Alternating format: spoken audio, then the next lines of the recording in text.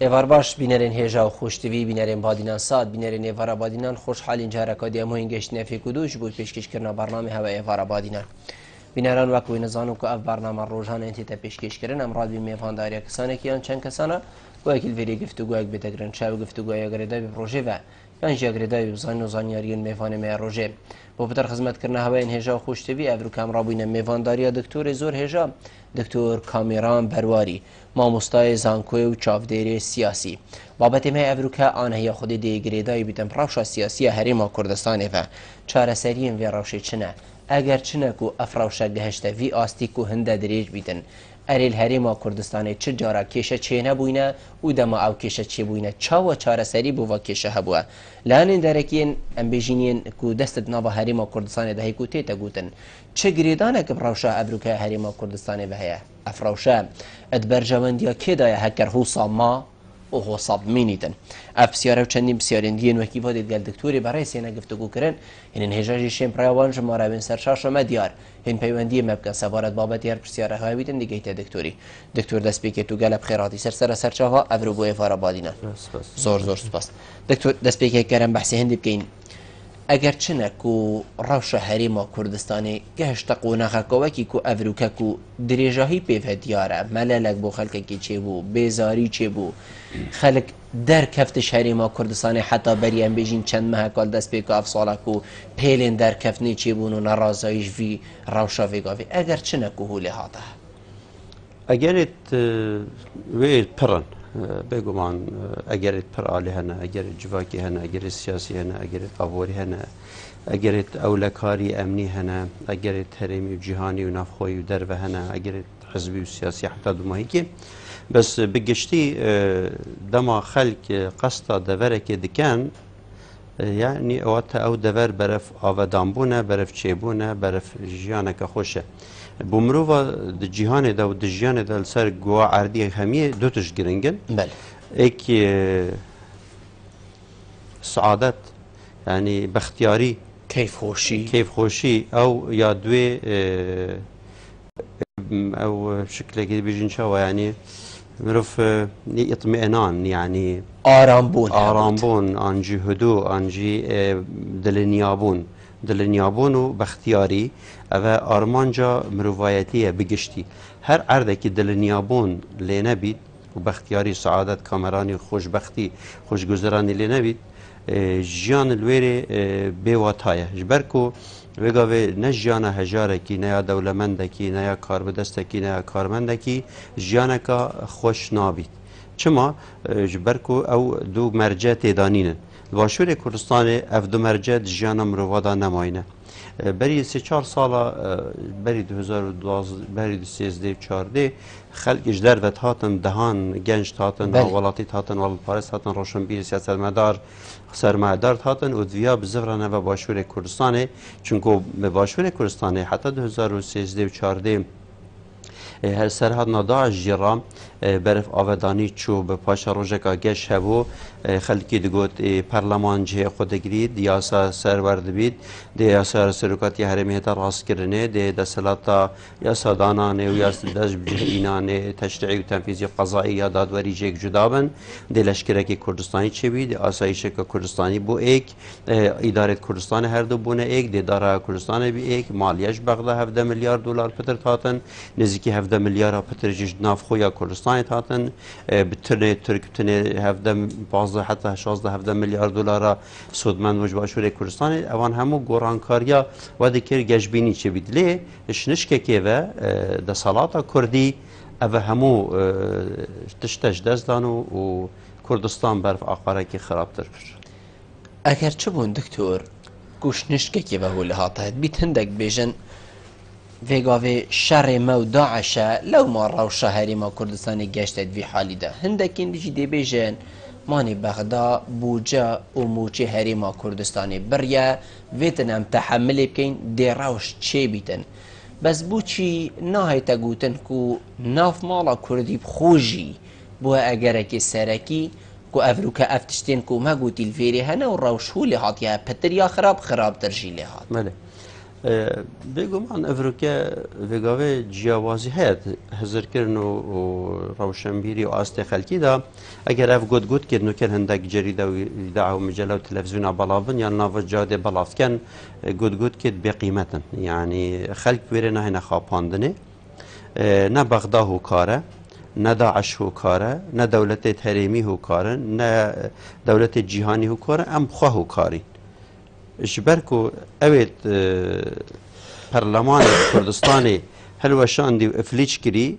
نه داعشنو نجی CIA و نجی موساد و نجی KGB و نجی اطلاعات و نجی میتا ترکانه هر کرد خانه اوید حکمت وزیرش کردستانش حکمت در اخصین هزکا رئیسی وکو گوران هر کرد بخونه اوین آبورا کردستان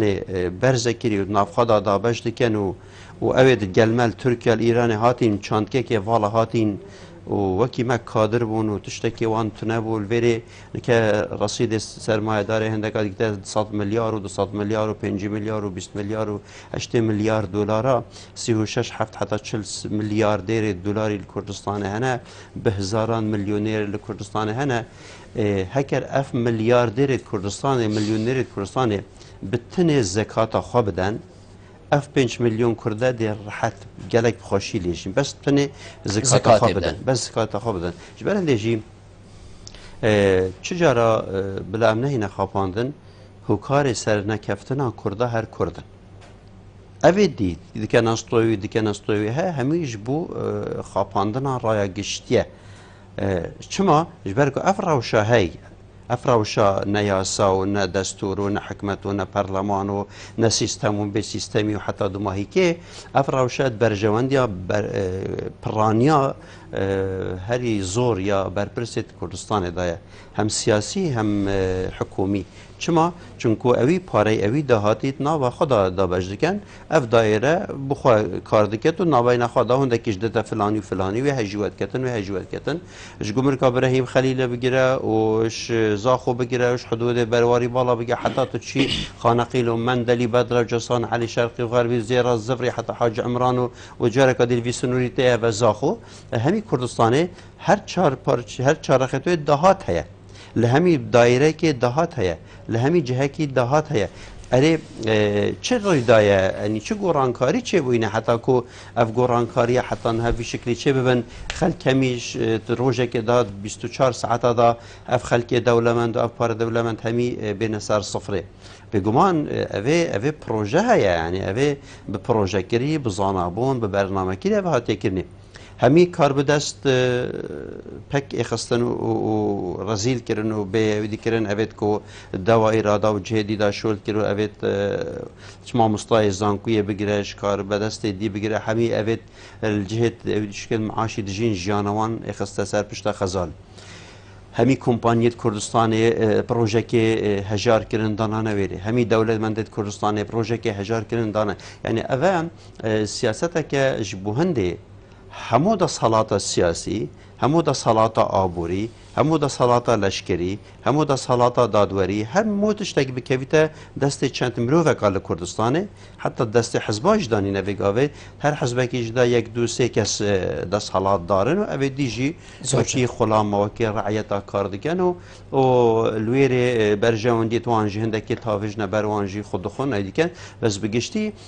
روشا گل لباشور پر خرابه و افراوشا گل دما خرابو بو کسی که خراب نبی و همیا خرابه چما جبرکو دو تشتنه دا صلاة و ملت اگر دا صلاة جگل بید بو گل بید واتا ديمقراسی هيا اگر ملت جدا صلاة ترسا واتا ديكتاتوري هيا اگر دولت اگر دا صلاة جملتي ترسا واتا ديمقراطيت هيا لباشور کردستان ملت جدا صلاة ده ترسید که واتا دکتاتوری هیا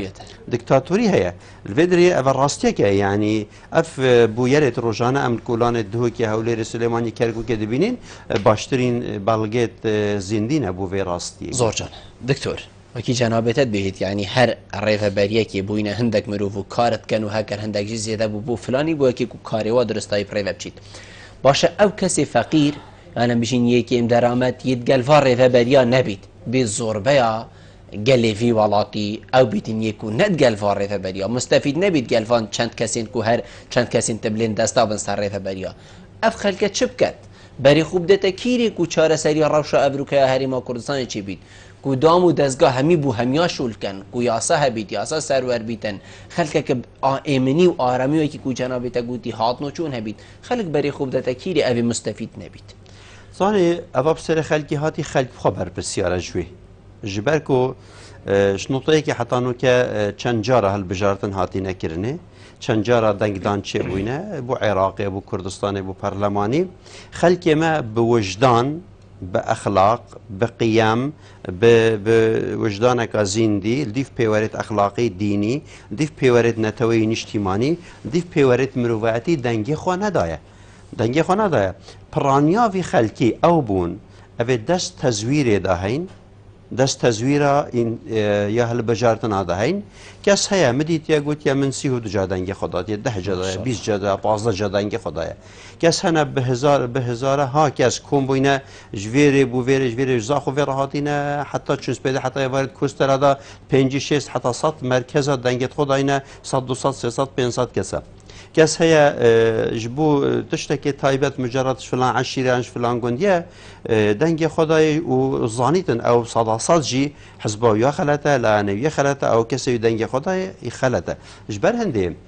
ام دي خرامت انجي تعويزة وان خلطيت خدين هر ملتكي ما أفا حتى في قابينا بيد تعويزة نه هشتا ما أفا كرد بيجن أفا الليلين هشتا لولو مانه جبركو أفا الليلين جبركو هشتا دسبيكا كارساتانه الباشور كردستان دي ويلات و كارسات مازن هي چونكو اگر جيام في رنگي بريفا بچيد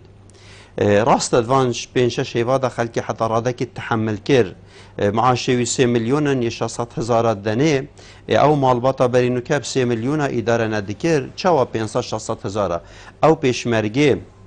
ایلونه و گلانه اوش ایرانی هاتی و جهدی هاتی و تشتکی وینای افروکه دزی نکری و خیانت نکری و عمالت نکری و جاسوسی نکری و تفنگای یاب ملی و هر دستگاه که بید آسایش بید پاراستن بید دستگاه زانیار بید حدود که بید سنور که بید یه روح و گیان و امانت ملت و گل و ولات خود پارزید و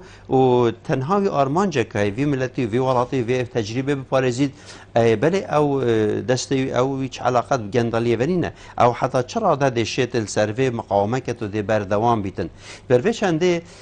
او بدنگیا خلکی ما السرکی ماسیا سر خلطیا سر نزدگره جارا بری 15 ساله 20 ساله مهندتش گوتن خلکی تیند گشت افرو که گرک جارا تلفن آمد که امرو نشته خارده بید ما خونه خیف زانگ بون آن هوا چاوا زانگ دی فلان تشخصا چه بید واقع یعنی کرد بجنج همیتش پریزه دیاره دماتو پار زابچینی هندك بين كناري ممكن نت الهيفيه بي موس بيفا بهن كناري هر كناري بيفا هندس استريت هندس دريش بيفا خلاص اگر مثلا تو بچي دارك خرج بچيني تو بيجي والله دي سيف بيفا هند موس بيفا هند اتري بيفا والله ممكن نت جارك تري اما فيت انت شويه بچام خد دارك دي ويري بچيني يعني الباشور كردستان يعني اف خاصة معلم ومدرسة ومعلمة وماموستا ويدي واف تشينا خويندوار لكردستان بوجدان دنگي خو ندايه چند مرکز کردستان دا خانقین حتی زاخو تزویر چه بونه چند صندوق انتخابات هاتن هاوتن الویره ویره هاتن دیار کنه چند کسایتی هنال کردستان دکتور بون پروفیسور بون لهمی کردستان یک دنگجیت صندوق که دانه بویدی اوه چه دبیتن تشتکی وصلاش برنده حتی ملت ما دا صلاة خو عقوبه نکد بدنگت خواهیت وجدانانه اخلاقانه دنگ ندد ده ها در انجام وان و اهوید ویل ده بو خلک کردستان بیج برچه چونکو دبیجند اسلام دا ویل بوی ملتیه بوان کسانه او نبیجن مروفت خواهید باش هند باشن هوا باشی کر و او دیجت خرابن هوا خرابی کر وقتی یک خرابیت کرد جای پلاوی چه بیتون چه کس بیتو چه بیت دوید مروف وکری صراحت سر تلویزیونت پیش جاویتویت ناف حزباوی دال بارگاهی بیشته او خلطه چه نابیتوین وی بکن او دمات خلطه که دکه بچما بارگاهی که اجتماعی اجتماعی کردستان وندت بینی هبن دوید از وکری بیجموان وقتی از وکری نبیجمه او کوات از مروفه که ویگاوی دریم منافقم بو چونکو مدویتن راستی وان نشانه دم جبو او چلیتن بلاوله بین بس بو من ابا شخلته و هر کسی که کردستان دوید اویب کتا پیور مخابن پرانیار تایبتی نویسکار و روشنبیر و سیاست مدارت ما او تملق ماست او جیاتی بود از حالاتخوا بو باید پرساده کن و دی روژه کید چاوا شاه ایرانی چاوا صدام حسین چاوا قذافی سر دابرن و سر نقشه نمان اف ماست او جیا اول کردستان تایبتی اول دورا بهدین او هولیری و هندک سلیمانی و کرکوکی عین تشدید سر دست حالات کردی اینو ام همین ضرر من زور جان دکتور تميجوي دايانا بشين بلكو حتى صالها نوطو ايكي وحتى فيغا فيجيدا تجارين دي هو صار روش آلوز بيا اتناف بين لانين سياسي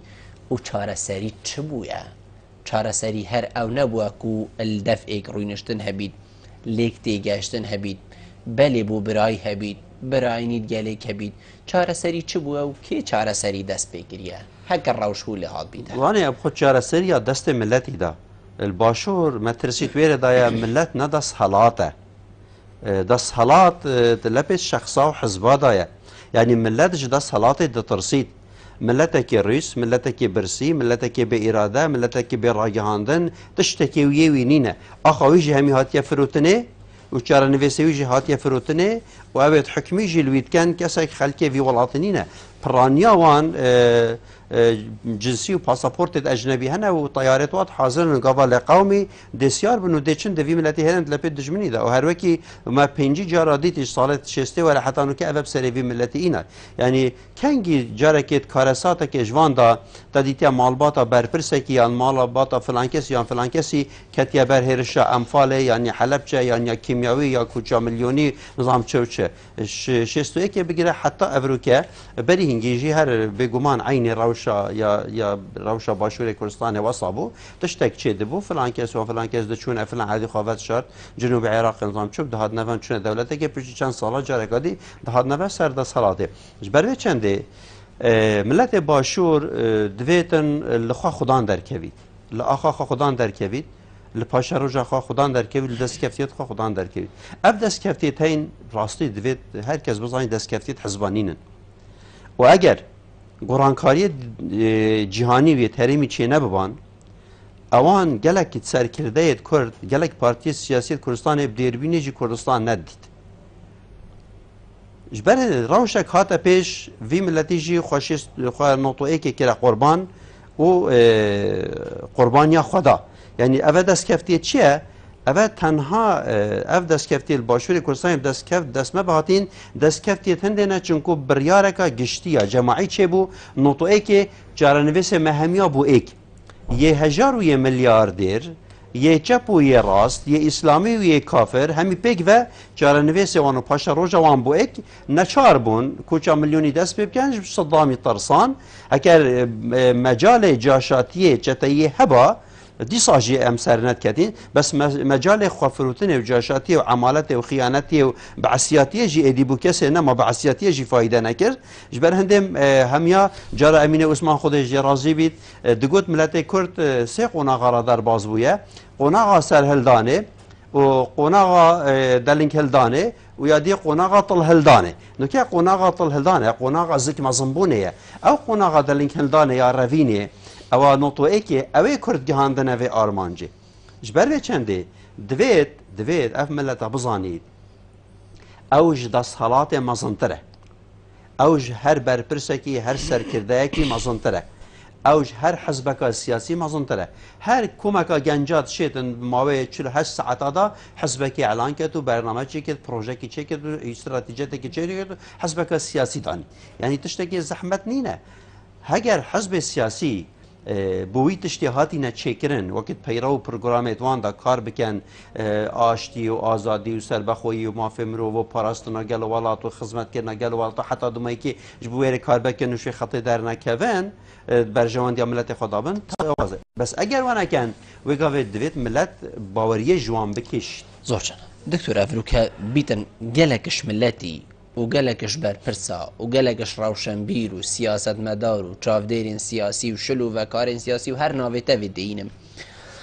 دیویژن هەکەر سەرکردەیەن کوردی یەن حزبێن کوردی گەلێک ڕووی نەخۆرێ چارەسەری ئەو چەند خولەکە گەنیان ئەو دەمژمێرەیە ئەوە کووت گەلێک ڕات بن پشتینگی دێکێشە چارەسەر بیت ئەف هزرەش کیرێ هاتیە هەکەر هەر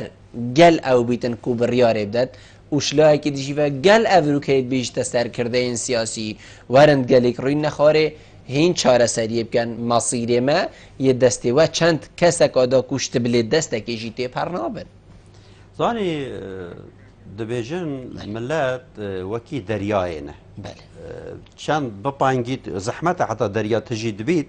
بەس هەکە دەریا تژی بوو دێدی تحمل ناکات بەس هەکە پەقیژی تشتەکیل پێشخوا ناهێلی یعنی ملەتی کورد باشوور ڕاستی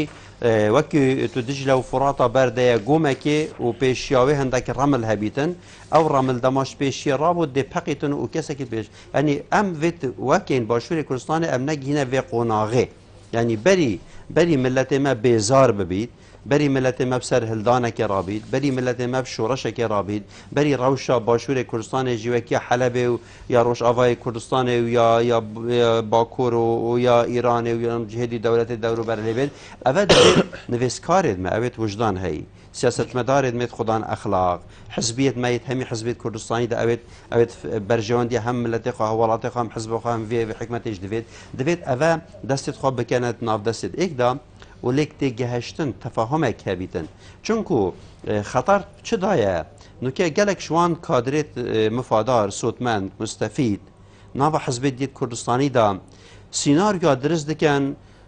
پەکێکە هەمیت خاینن یەکێتی هەمی هۆسایە و گۆڕان هەمی هۆسایە و نزانم چاوە هۆسایە و کادرێت پارتی ئەوێت ئاخەن ئەوێ بەلبەلچینە و نزانم چاوەیە و بەس بتنێ چەند کەسێک خۆت هێلن حەق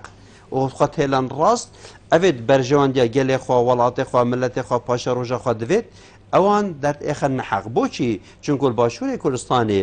دزی یا بووە پیشە یا بووە میهنە و یا بووە سەربلندی و یا بووە ینی ئێکشوان ئینجازادا چاوە بەرێت گوتی ئەف پێشمەرگە گەلێکی زیرەکە دشێت ڕەبیا بستنیت و دشێت هۆ بکەتە وش بەر دژمنی سەرخوا ناچەمینیت و حتا فیشەکە داویەژی دەشارکرد وێگاێژی دەستڤئینانە پارەی و ملک و ماڵی تشتێ خەلەت و خراپ وەکو تڕێکا گەندەڵا و گەندەلیێڕا تڕێکا جاسوسی و خیانەتی و خوفرۆشی و عمالەتی ڕا بجا تو مخدراتە فروشی تو دەستگایەکە سیخۆری دابیت دەستەر بیرەکە گازێدا گێ هەمیت ڕەوانە بۆ هەندەکە ئەvە خەتەرە ئەvە ترسناکە دەبێت ئەvە نەبیتە میێرانی چونکو میێرانی دزیاڕانینە میێرانی خیانەتێڕانینە میێرانی ئەمالەتێڕانینە میێرانی جاسوسیێڕانینە میێرانی تەندێڕانینە تو دەرمان ئەکسپایر بینی میێرانی تەندێڕانینە تو بچی برنجیش تورکیا بینی ئەو گلێشێش مات ئەما زێدەت بیت ئەو خواردناش مات ئەما زێدەت بیت ئەو ماوەدت ئۆرگانیکیت هاوێتنێ لە تورکیات بەنە مەعمەلا و چێرن وتکەنە برنج بۆ باشووری کوردستانی دئینن ئیرانێ جهێدی شتیات ئینن یەت شیرین قەکرینە یە گوندورات ئینن نزانش نادات ڕژینێت تریت ئینن یەت ئێکسپار بووی بلا ئەف خەلکە بێشتەخوا بەری نۆتۆەیەکێ و نۆتۆەیەکێ هەرڤە ئەرێ کەنگی کوردستان وەلێ هات ملیۆنا ڕەنگێت ئێشا و ڕەنگێت نەخۆشیاوێت ئەوێدا بێنە کوردستانیدا ئەگەر دەولەتێت دەوروبەر ئەو ئێش و ژان بوومەنە ئەڤڕێ کردن ئەنی ئەو دژمنێ عقلیەتاوی ئەو بیدن و ئەگەر چێکی کیمیاوی هەبیت و چێکی بایۆلۆژی هەبیت تا بدەت و ئەویت کە ئەڤروکە تا چارە نوێسی خۆستی لەڤێتیدا ئەوە پەر خەتەرە زۆرێ بە تشتێک مەترسیدارە زۆرشە ڕۆژێ دکتۆر دێ بە هەردوو پەیوەندی وەرگین بەگەرنەوەتم کاک عەبدوڵای ڤار باش سەرچاوێن کاک عەبدوڵا فەرموو برە خێرەتە میوانێتاتکە زۆر سوپاس کەرە بکە بەلێ من ژێرە پرسیارێک هەیە فەرموو هەلبەت ملەتە کوردگەلێک نەخۆشی دەربدەری و تەقاسەری و یان پۆل هەمیت بەرێ ملەتە کۆتاتی بەلێ ئەرێ لێرە پرسیارەوە گوتی ملەتێمە تایبەت بێژم بۆ حەزبێتمە سەربوریش ڕۆبردوێ خۆ وەرنەگرتن بوس حەزب نەخۆنانکەنەیەک حەقەکانگە گێژی و ئەوڵێدە نەخۆ دەبیتن بەڵەنەکەتی ڕۆدێکوان پۆلە کوردی سەرمەتە بێتن ئەرێ بوچی ڕۆبردوێ خۆ چمەفەژی وەرنەگرت بەلێ مەمنونی تەمە بابێ ڕەیانی ئێڤەر باش بابێ ڕەیانی لێبوونێشت خازینمە تو گیر و گیری مال سەرهێلێ دکتۆر کاک عەبدوڵا بەحسین دیتکەتن بیشتن بۆچی سەربۆرش ڕابردووی نەهاتنە وەرگرتن چش لایە ملەتی ببیتن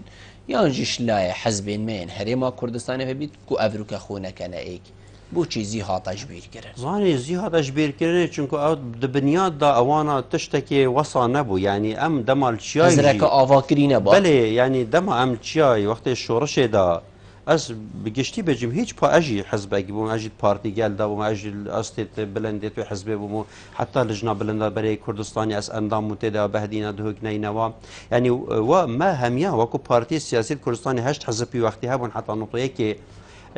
اوانا همیا چه پروژه و نبون نه پروژه که فکری نه پروژه که فلسفی نه پروژه که ایدئولوژی نه پروژه که آبوری نه پروژه که اداری همی هاتن همی تشتیتوان چاندکی دابون رای هاندن چاندکی دابو مالیت وان چاندکی دابو همی تشتیوان و سیاست و دیپلماسیت وان یا او بوکا ده چند سال جاری مرو کی بینن او سکرتیر کی انجی جه کی عرضه کی بینن راستی ما چه بنگه شورش نکرینه شورش کا چکداری وکی هنده یک مرو کی سر پی کی راوستیتن ندیدی شورش کا چکداری اگر شورش کا هزری شورش کا فلسفی شورش کا ایدئولوژی شورش کا جماوری شورش کا آبوری یا ریک خستنی یا سیاسی دیپلماسی حتى دوما هيك يعني 15 نوع شورش هنا حتى شورش دروني هنا شورش دي هنا اگر مروف ناوا شورش كده نكتن مروف نكاريت در انجام ورگيت و مروف نكاريت اداره ملتك بكت دم هم شهاتي نخاري نقطه که ام نشان ببینه پارت جماوری ام نشان ببینه پارت مدنی ام نشان ببینه پارتیت باجرا هر ام ماینه و دی ذهنیت و عقلیت چیای مشغول کرد ذهنیت و عقلیت گندا مشغول کرد دم تو تی باجرا ذهنیت و عقلیت و شهرستانیا باجری جدایه دویا وان حزب همیان خو هلوشان دبا هند حزب نیچه ببان یا کنگره و کنفرانس چه کربان خلق دبان افخا پراستیج ببان حزب دموکراسی او سرکردایتیت خوی تقلیدیت کفنار و همی دبان لایکی و اف مسئله پاوان کرنا حزبا و سرکاتی حزبا و مکتب سیاسیت حزبا یعنی چال دهوی که بجم فلان جمعه یا فلان ملایا او 5 سال ملال و جمعه یا سرنوی هاتی تاپو کرنه حزب سیاسی جت ولی هاتین يعني نكال كردستان البارتي ديجي حتى الرادكي حتى تو نافي سكرتيري حزب نبيجي كسوي حزب ناس ناكد يعني حزب سكرتيريش حزب بنافو دنگتر لهاتي جبر هندكو آشتي و آزادي و ديمقراسي و دستور و ياسا و سروري و كردستان بكيفية سرسكاكي وكو حكمت وكو دولة لبيت برجوانديا سروك و ربرت مدانينه برجوانديا بارتي سياسي دانينه يعني بو نمونه احتمال اگر قانون و سیاست و نظام هبید معاش مشی همو سروک و برپرست حکومت کردستان یه پتر بید آن یه مامستای که دی دکتوره پروفیسوره اعلی بلندترین معاش الدنیای بس وگا وکاس هنه معاش من اگر 2 میلیون بن یه 400 میلیون 600 میلیون 700 میلیون 400 میلیون 400 هزار دلار ورگید 500 هزار دلار ورگید یه معاش یه 10 میلیون دلار 10 هزار دلار ورگید 20 میلیون دلار ورگید سه یعنی شخص هن احتمال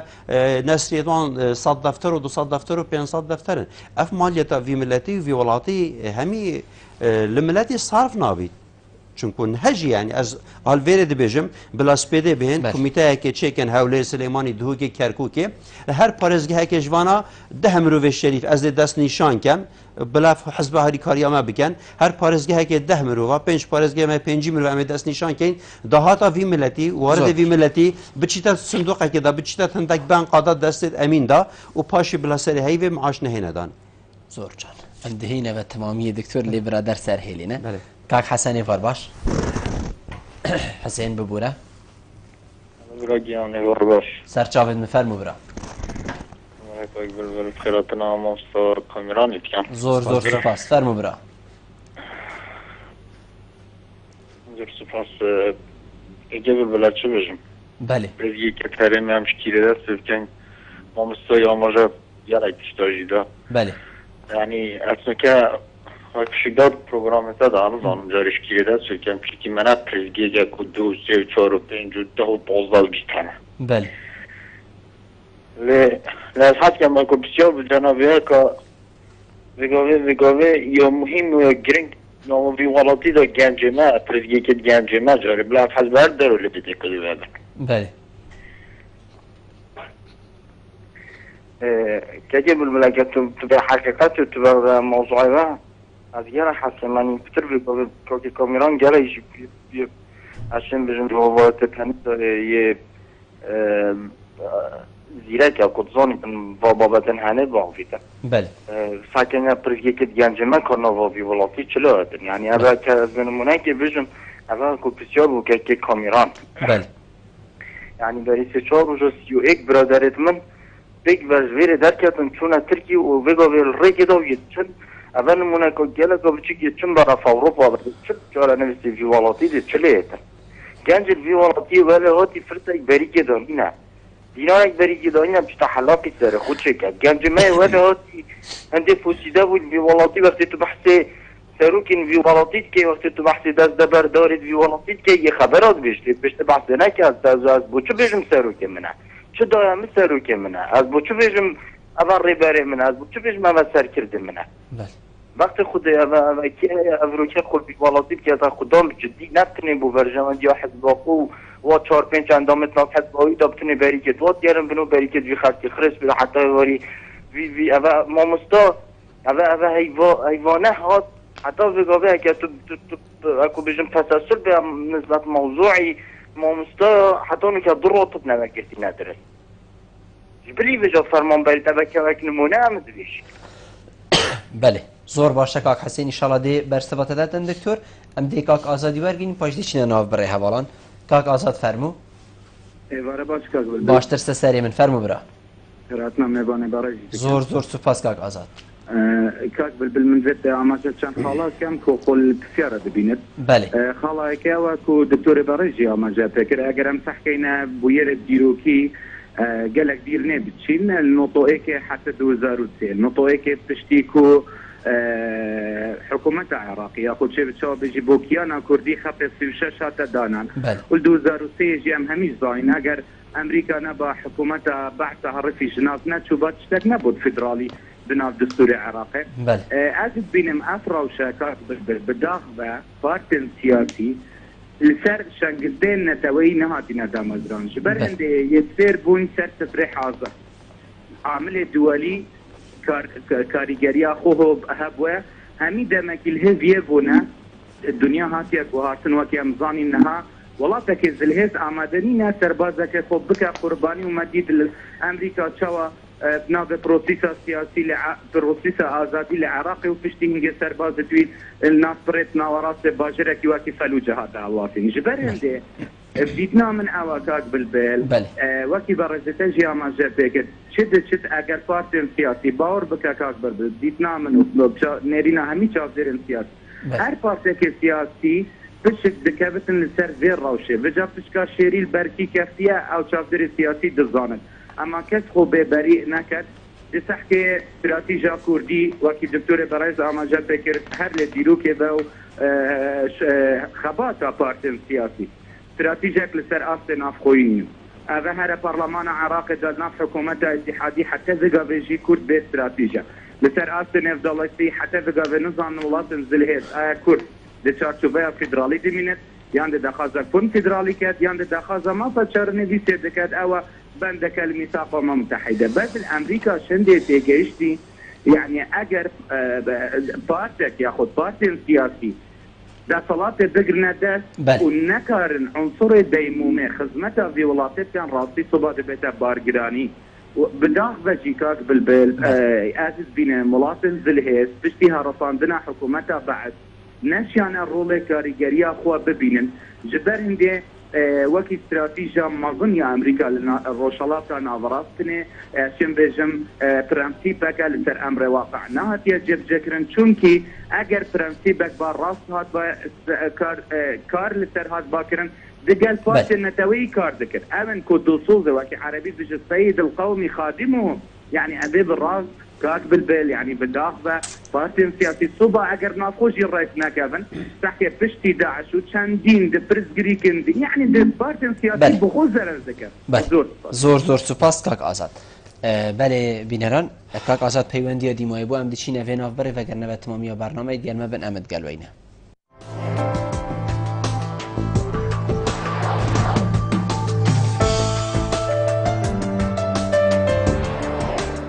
فستیوال هاوینه یا مازیمول مزنترین فستیوال هاوینه دهوکل بروار 21 هجده هیتا ساز کرنو حتی دو ماهی که جشن قربانه دیابر دوام بید پیشکش کرنا شوین جیهانی و آهنگ مزن چندین هنرمند مزند بشدارند ناف به فستیوال دا.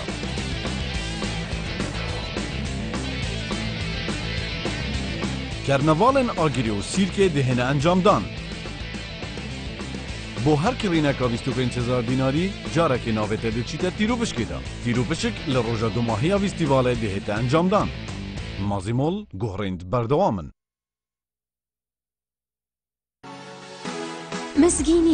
مزگینی جی کمپانیا امستردام دونی ترین موبایل کرنت بازاری دا اججوری امستردام S1 امستردام S2 هر حالاتیه که موبایل که یا اکسسوارات که بکریچ کمپانیا امستردام دناوه ویچتت پش کشانه دا دیاریا پش کشانه درامبلکا که یا کارنسه یا خزانی وی دلی ویج دستت خونه کن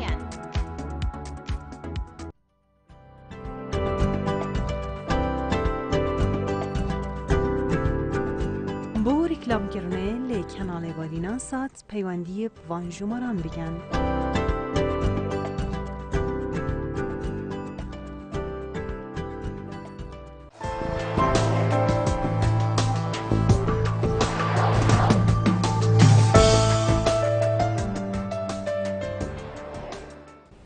دقیقاً و بود تمامیه. دکتر جنابته گویی ام همی چند که و الچیای هاتی نخاره و هر یکیش من سیاست و عبوری و دهاتی و هزراوی همی توی چند که دابو.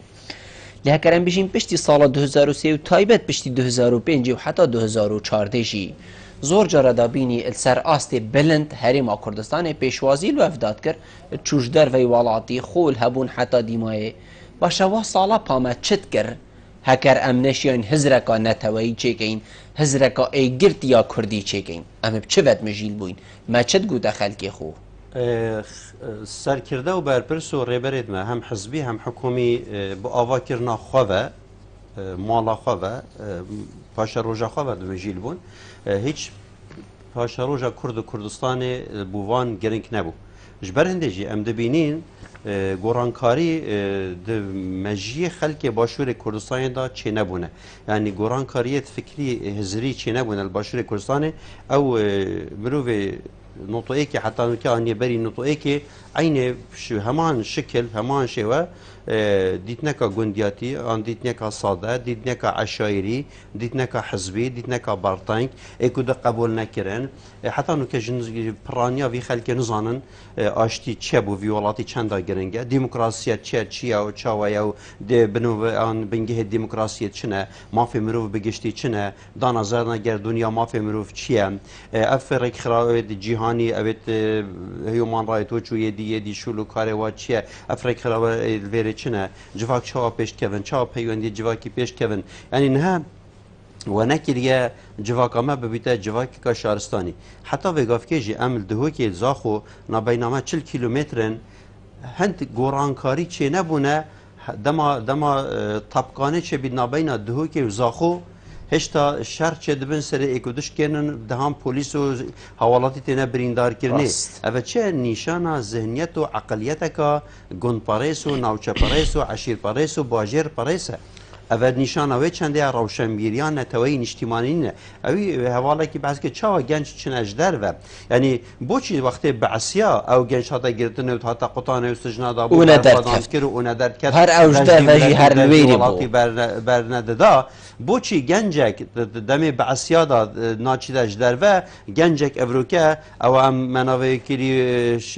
دبی و او مناوی کری شما شریف و او دشانازی پنده کنده کردستانی که نه دبی بگمان گنج شوی به حشتت رویتن دوید اف قیادیه اف سر کرده هزلوی چنده بکن اوانا کردستان نکریه دبی هشتا بهنامراریش جوکه دهوکتید هشتا اوه مالطای بطانشتا دهوکه و دی بهنامراریش جوکه توانتید هر دلبه و هر ویره و هر جهدی و هر مسیریکه و دورو بر زاخو بگیره و دورو بر دهوکه بگیره و قضا و نحیا و گنده و کمالگه و شیرادزه و دیرلوکه و جهدی هشتا یعنی هندک جهد افریقیا جی یعنی او تشتی وصا لنمایه حتی انو که حکمت کردستان 26 ساله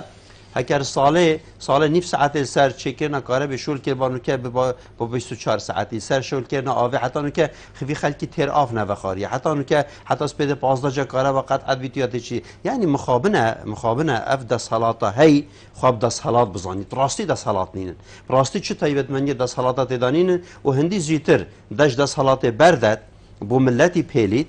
و پارلمان و حکمت و شرعیت بزفریته و هل بجارتن بینه کرنه اف خلکه وجدان دنگ بدد هنده کسید خدمتا وی ملتی وی ولاتی دکن و برجواندی وی ملتی وی ولاتی بیت بین سر حکم بو همی لایکی باشتره بیجن گنج ستینا ولاتینه ام جید بیجین و مل چند کورو سمینار و دیوان و سرشاشاجی گوتیه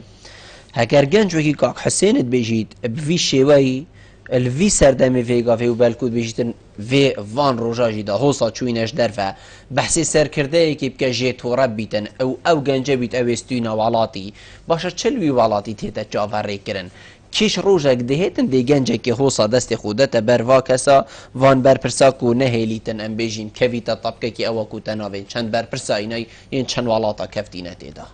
زانی دا صلاتا کردی دویت یک گنجل وی ولاتی نمینید یک نویسکار نمینید یک شورشگر نمینید یک روزنامه‌وان نمینید یک مروه نتوی نمینید همی بچنش در و جبو ولاد بو حکومت مروه جاهل و نزان بمینن و الویره هندک خدمتکار و خدام و خلام بوجده بخواش دولت اوروپی و جهدی بینن استراد کن خدمت وان بکن جهد خو الحمدلله وکی بحشت چکرینه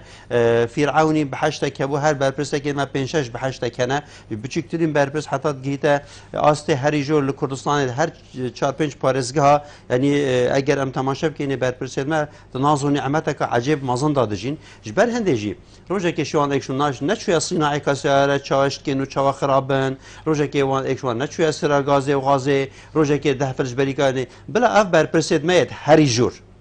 بلا روش 24 ساعته چه بریکاوی دانه بید کاده شعوراوی هستا یا چابی کرکیش برپرسی کردستان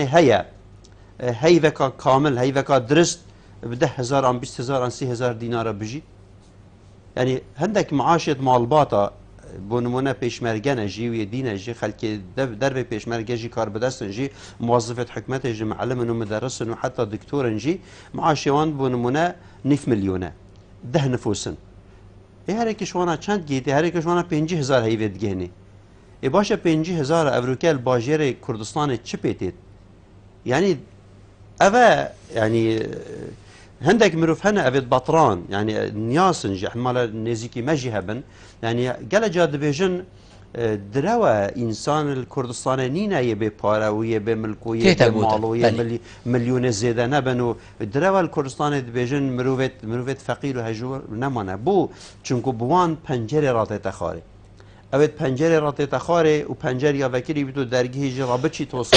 بگمان أو نزانيد بس كنج أو دزانيد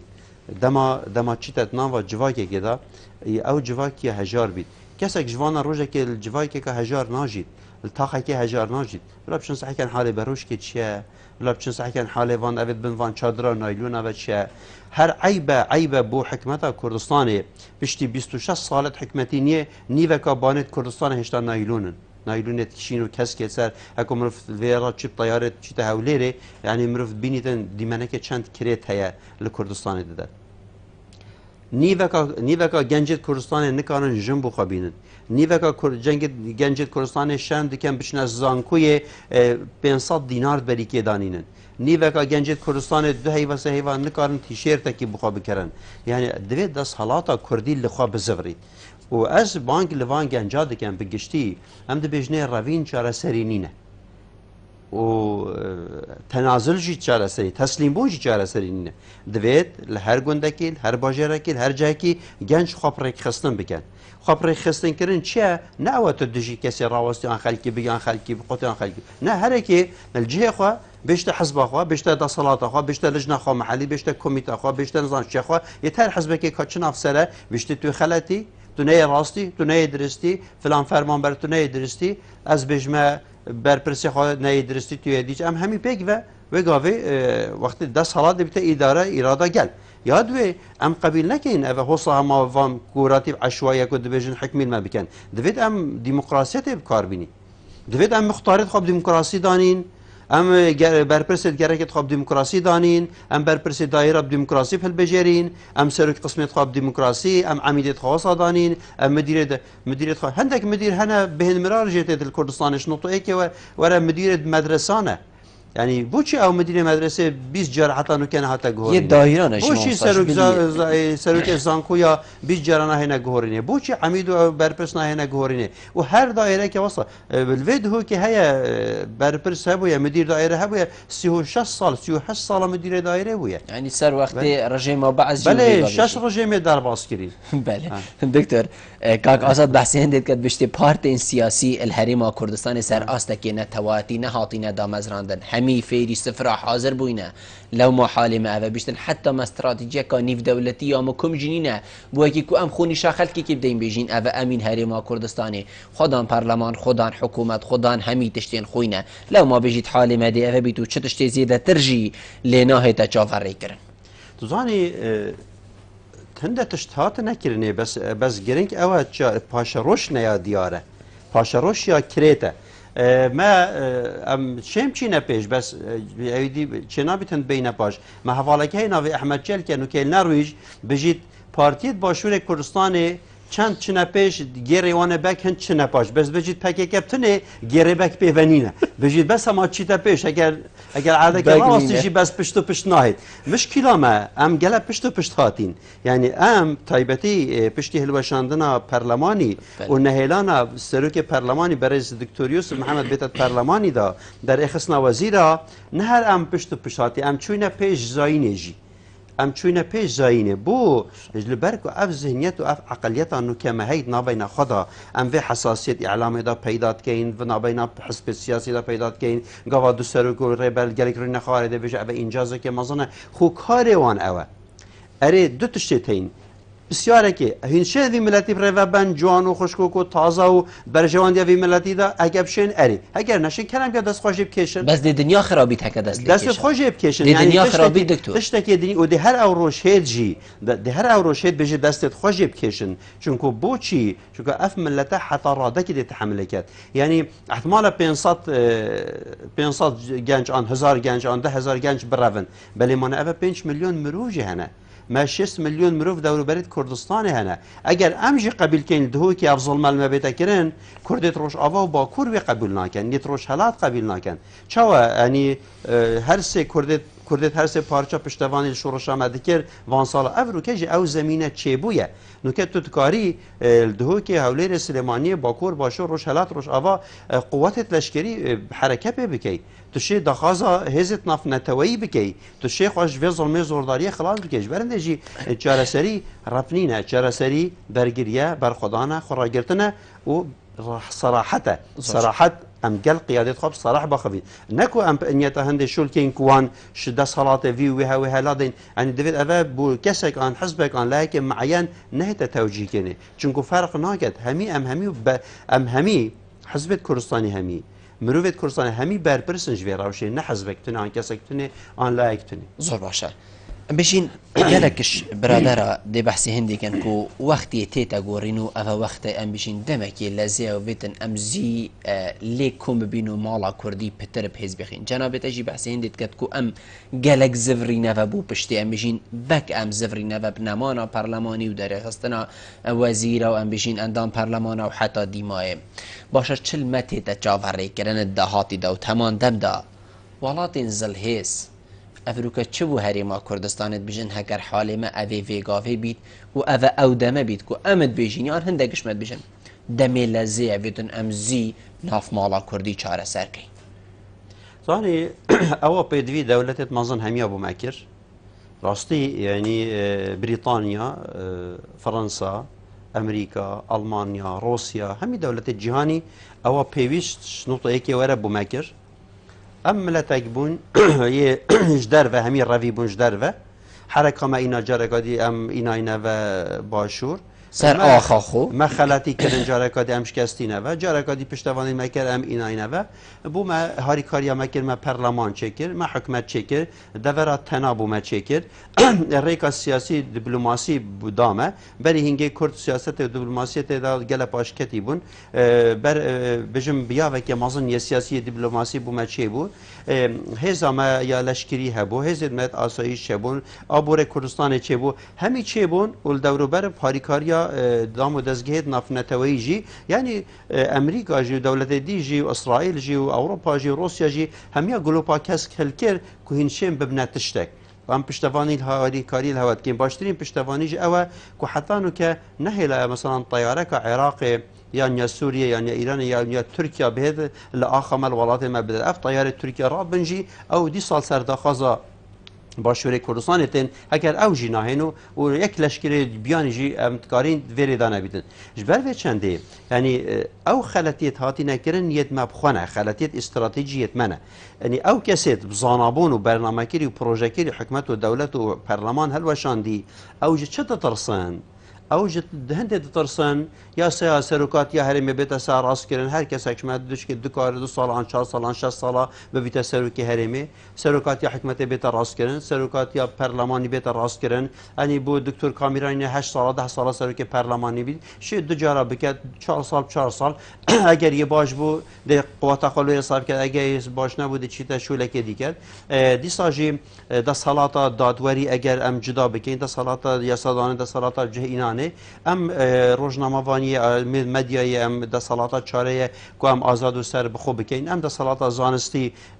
پرورده و خواندن بلند ام وانه جدا بکین بگمان اول د یاسا چه بن دما یاسا سرور بود دما یاسا هات نسر راست کرنه ایدی تو نکاری وان دزیاب کی تو نکاری دی پاری بخوی تو نکاری دست خدانی سر د صلات بون من اگر افریقا لشکره که کردستانی هبید همو هزید کردستان الباشور کردستان دبن فرمانده یک سرکرده وبن او سرکتنک گلک آمازنه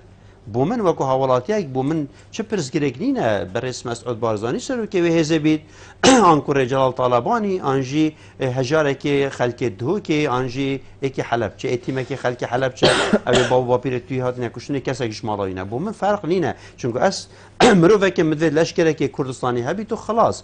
بوم فرق نینه نیچیوان بارزانی سروک حکمت بید آن هر کسی که دی بید بس مهم اما من سروک حکمت که هبید یه آشتی خاص بید دموکرات خاص بید خدمت ملتی وی ولاتی بکد داد پروری بکد و 4 سال 6 سال 8 سال بیت گورنی اکید بیت شناوی او بچت جه که بلندتر آن جه که دی آن شو لکدی بکد و وکو دولت دنیای همی یعنی ام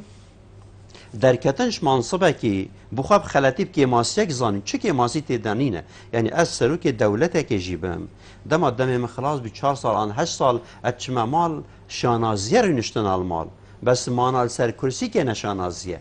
بگن که جیمی کارتر و چند سال سروکاتی امریکا کتی بس وکو کسایتیک هر وکو ناو سروکی برای امریکا نافلیت تکرنه و گلک جی پترش ویره شد که دما سروکی امریکا دکتر دائما برف دیمایی که بچو اگر جناب ده پیوکا دیمایی که بیت شی کرم گی ولی پیواد داویه چیه یعنی از دبیجمه خلکی خواب بگشتی الباشور کردستان دویت راجبین نبن دویت تمام دگشبین بن چونکو نه چه گندال و نه چه خلط و نه چه حزبیت خلط و نه چه مروفیت خلط نکارن اراده و پاشروج و مستقبل ملت کی تیک بدن دویت پارتی می سیاسی همی بگشتی لخواب زفرن راستی دویت او الویره نه نخاپاندن که ملتی هایشوان نینه ملتی هایشوان هیا دما ملتی حتی ویره بهنا خاله فرهی کری نکو ملتی ما داد ترسید نکو هنتی به اراده بس ملت ما یک تش دبیجین حتی گورانکاری که سیاسی دموکراسی چه ببید باشتره عنف و خرابی بیت کارینانه و اوج رأی ما همیاج همی تشجیع خلکیت کن شواز دموکراسی چالاکی دموکراسی گورانکاری بکن و هر واساجی جار نویس بزاف رزگاری خازه کد هر چهار پارچه کردستان جار نویس که روح نه گشه کس نکارید روزا کردا طاری بکد کردا افریقا پیشمرگه که آزا هیا شر دکت ما یپگه هنه ما یپجه هنه ما هپگه هنه و ما روشلات کردستان یاره که هیا هزت کردستان هر چه پارچه کردستان اول زمانه کن بو پاراستنا خلق کردستانه هر وصا اف یکیتیان نتوی اجتماعی نبین هر چهار پارچ کردستان دا چه بوی اف میلیونت مرو و تروان روجات دبینی بو جلان و بو آزادی و بو اویدی و بو خسریه خبات دیکن اوه گرنگه یا جی خالات داویه